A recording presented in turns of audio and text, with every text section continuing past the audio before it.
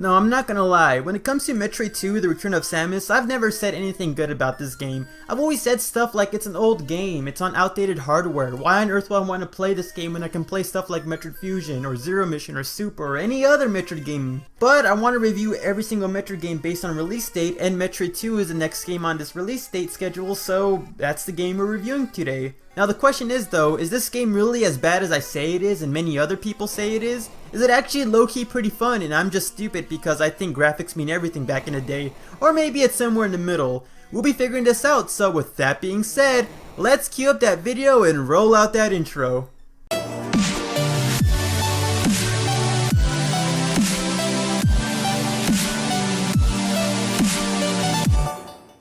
To kick things off, let's talk about the story. Metroid 2 has what I consider to be the most simple story of the Metroid franchise. The backstory is, after the events of the first game of Samus defeating Mother Brain and exterminating her Metroid army, the galaxy was at peace, but the threat of the Metroid still loomed over the galaxy. There is an entire planet full of these Metroids, and if the space pirates were to return, they can easily grab another Metroid, recreate their Metroid army, and threaten the galaxy and the Galactic Federation all over again. The Galactic Federation deemed the Metroids too dangerous and ordered for their extinction on the homeworld of SR-388. The Galactic Federation did send their own research teams and squadrons to try to terminate the Metroids, but they've all gone missing. Seeing no other option and fearing the worst possible outcome, they hire you, Samus Aran, to go on the planet of SR-388, exterminate the Metroids, and ensure peace of the galaxy. So if no main villain or evil bad guy being our main antagonist, there's really no need to look into motives and reasonings for why things happen. Your main goal is just to find Metroids and exterminate them. It's really simple, which works for it being on the Game Boy. But judging from the first game, I'm pretty sure the Metroids aren't going to be too difficult to exterminate. Come on, it's not going to be too hard, right?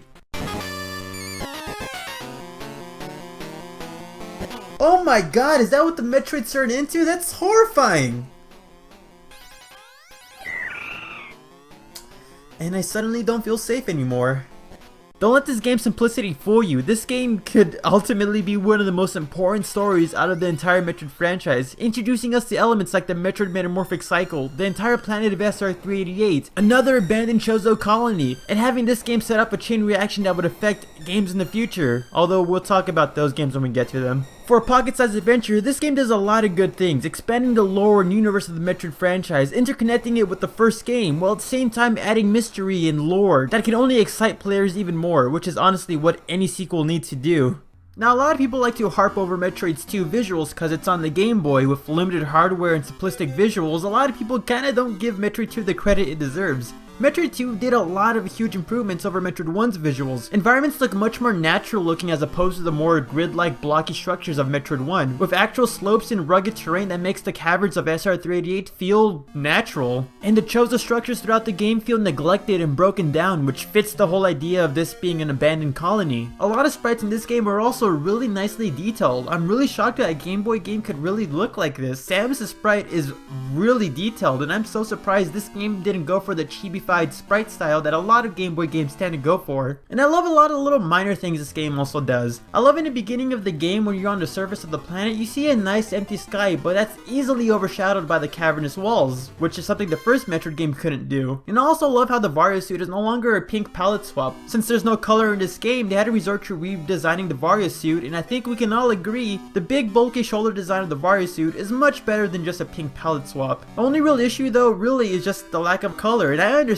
again, it's on the Game Boy, but it's so jarring. Going from a game like Metroid 1 with nice vibrant colors to Metroid 2 where everything's monochrome, it's kind of jarring and I just can't get over that. Now when it comes to Metroid 2's music, I can't really defend it too much. Don't get me wrong, Metroid 2 has some good tracks. The Surface of SR-388 is a really good track that's full of energy that gets the player pumped up for a new adventure, while Ancient Chozo Ruins and Metroid Nest is a really eerie track that puts the player on edge because you're exploring a dangerous location. Just listen.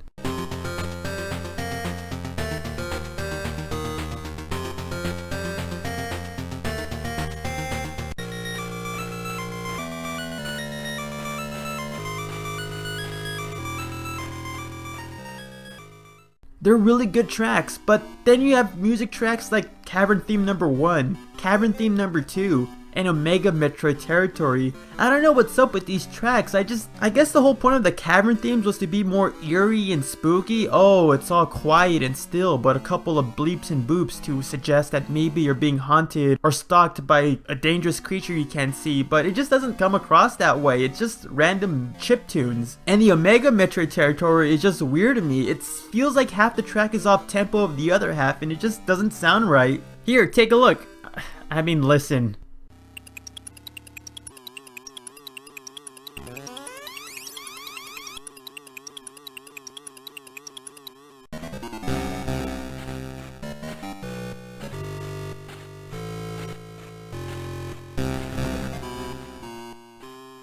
The fact that it was on the Game Boy shouldn't be an excuse for why these tracks are bad. There's a lot of Game Boy games with an amazing soundtrack, but this game just kind of misses the bar, especially from what Metroid 1 did. The tracks that are good are really good, but they're kind of bogged down by the tracks that are pretty bad, honestly. But aside from that, the sound design in general is pretty good. I can't really complain too much. Apparently people didn't like the fact that the spacer beam, the plasma beam, and the wave beam kind of sound weird.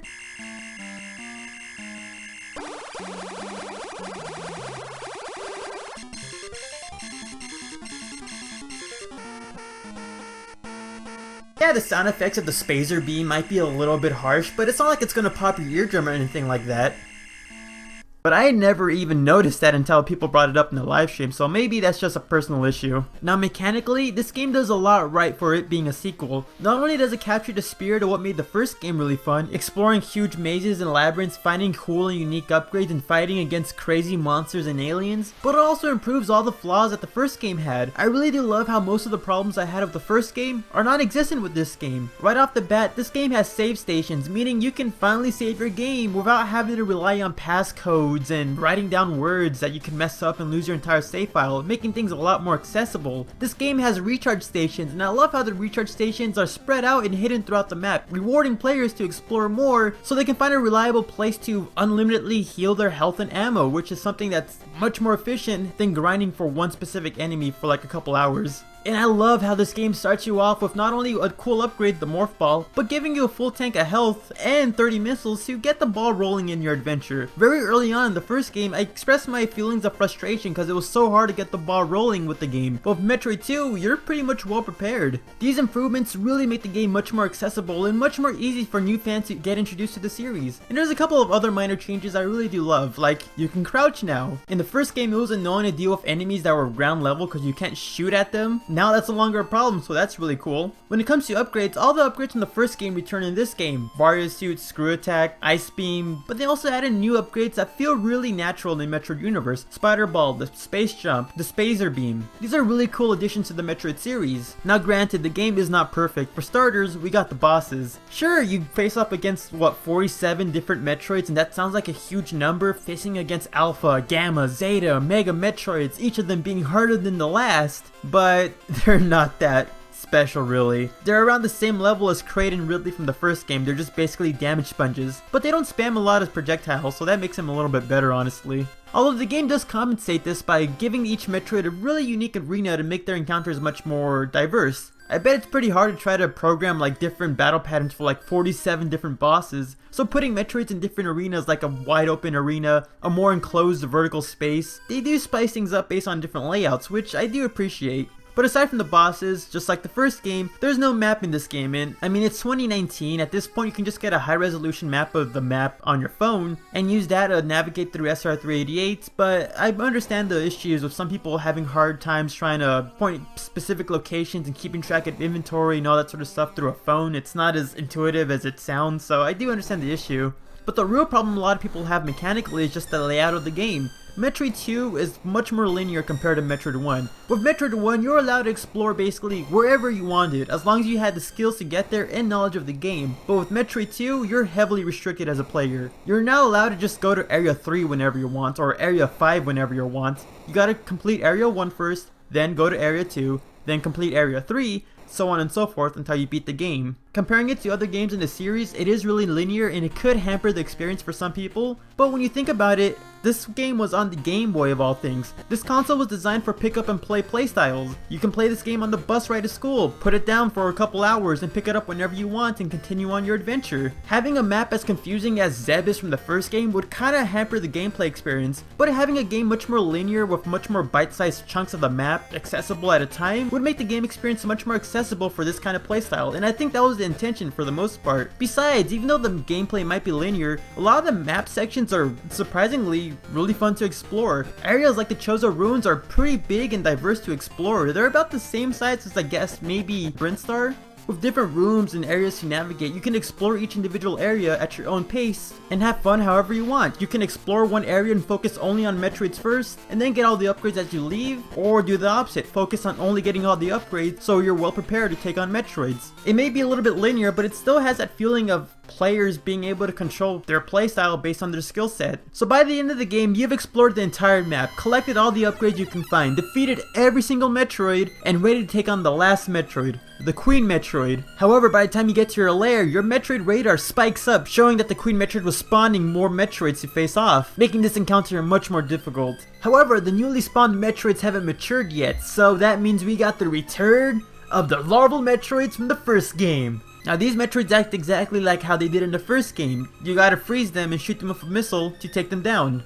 But it's kinda strange how these Metroids are much more difficult to take down, even though they're supposed to be babies compared to the Alpha, Gamma, Zeta, and Omega Metroids, which are supposed to be more armored and more dangerous to take down. Once you take down all the Metroids, you can finally encounter the Queen Metroid, and I'm not gonna lie, her boss battle is actually much more fun than Mother Brain's boss fight. For starters, the Queen Metroid actually attacks you!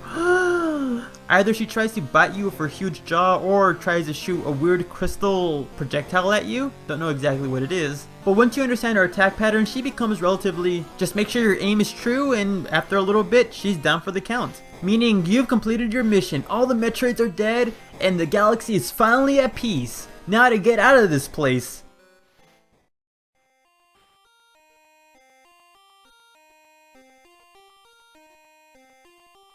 Oh wow, look, another Metroid. This should be easy, right? I mean, we've fought off other Metroids, right? Those hostile creatures, we can take down this baby that's not being aggressive and actually looks like it's imprinting, and I can't hurt this little squishy thing. Now this moment, I honestly believe is one of the most powerful moments in the Metroid series. A very early example of one of my favorite parts about Metroid storytelling. The whole idea of just showing the player and having them interpret moments with literally no explanation or no dialogue whatsoever. With this moment, you can easily tell the emotion and tension in this scene. The entire game, you were actively hunting down and exterminating a variety of different Metroids. But by the time you reach the final Metroid, a baby that's not aggressive whatsoever, you just don't have the heart to do it because it's a baby. And it's a huge moment that shows the players that Samus is human. Sure, in the first and second game, she's basically committed genocide, exterminated monsters and aliens with no problems because that's her job, she's a bounty hunter. But she's not cold, she's not heartless, she's not mad or rock, she's just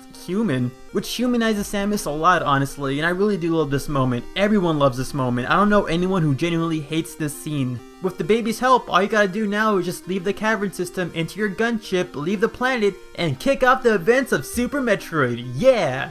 Now, just like the last game, this game rewards players with different endings based on how fast they beat the game. Beat the game in over 7 hours and you just get a still image of just Samus standing during the entire ending credits scene. Beat the game within 5 to 7 hours and you get a special animation of Samus running towards you, which is pretty cool due to how detailed the sprite is. Beat the game within 3 to 5 hours and you get a cool little animation of not only Samus running, but also her jumping at the screen at you, which is really cool to see. Beat the game within 3 hours and you get the coveted Zero Suit Samus appearance. Yeah! Now I think this is a pretty cool thing because like last time, I believe this is a good way to incentivize players to replay the games, learn more about the game's mechanics and layout to optimize their paths and gameplay to get the best ending possible. But that's the ending of Metroid 2. Now I don't know why in the past I've said this game is so bad just because it's on the Game Boy, because when I look back at it now, this game has improved so much of the first game's formula, while at the same time adding in new elements to improve the franchise in general. The fact that this game was able to add in save stations, recharge rooms, giving Samus the ability to crouch and shoot, making the game much more accessible for newer people. I'm just surprised a Game Boy game can do this much, while at the same time adding in a really cool story of exterminating Metroids and having this game ripple throughout the franchise. Although, if you're a hardcore fan who prefers sequence breaking or a really tough challenge like Metroid 1 or Super Metroid, then this game probably won't be the game for you. It's a little bit too restrictive of its map layout. You're not really given any freedom to really do whatever you want to the same extent that the first Metroid game did, which can be an issue. But in general, if you're just a fan of the franchise and just want a nice simple game to play that isn't as frustrating as the first game, then Metroid 2 is the game for you, honestly. So that's my opinion about Metroid 2, The Return of Samus. What do you guys think though? Did you enjoy this video? Did you learn something new about the game? Does this convince you to try the game out if you never had, or anything like that? Whatever you feel free to leave it in the comment section below. And I want to thank everyone who participated in the live stream getting footage for this game. Now ultimately I ended up not using the footage because the mouse cursor was on the screen for like a nice portion of the gameplay, and that was stupid of me, so I had to recapture all the footage. But hey, playing it throughout the live stream was still fun regardless, and I hope to see all of you during the Super Metroid live stream. And if you like Metroid content, feel free to click on the video above. It's the first review I've made where I reviewed the original Metroid game. So if you're interested in my opinions about that game, feel free to click on that video. And if you like Metroid content, please subscribe and all that sort of stuff. With that being said, I'm the Metroid Trainer. I hope you like, favorite, subscribe, and stick around for next time because I'll be seeing you later.